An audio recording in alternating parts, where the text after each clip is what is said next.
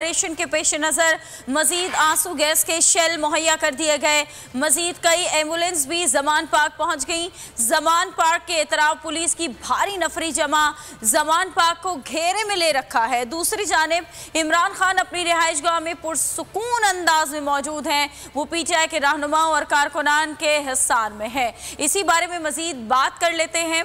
हमारे साथ मौजूद है मुइन जुबैर। मुइन जी, मुइन बताइएगा क्या सूरत हाल है इस वक्त? इस वक्त जमान पार्क के बाहर जो है वो सूरत काफी ज्यादा खराब हो चुकी है। आपको कैमरामैन शहबाज दिखाएंगे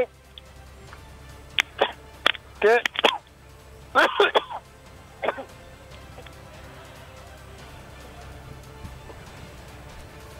यकीनी तौर पर मुश्किलात का सामना है क्योंकि आंसू गैस के शेल बरसाए जा रहे हैं जमान पार्क से। इस वक्त लाइव हम आपको सूरत हाल से आगाह कर रहे हैं हमारे नुमाइंदे मुइन जुबैर, और इसके अलावा दीगर जो मीडिया नुमाइंदगान हैं वो भी जो कवरेज कर रहे हैं उन्हें भी मुश्किलात का सामना है। हमारे नुमाइंदे मुइन जुबैर, जिस तरह से आप देख सकते हैं कि आंसू गैस के जो शेल वहाँ पर बरसाए जा रहे हैं उसकी जद में आए और इसी वजह से उन्हें मुश्किलात का सामना करना पड़ रहा है।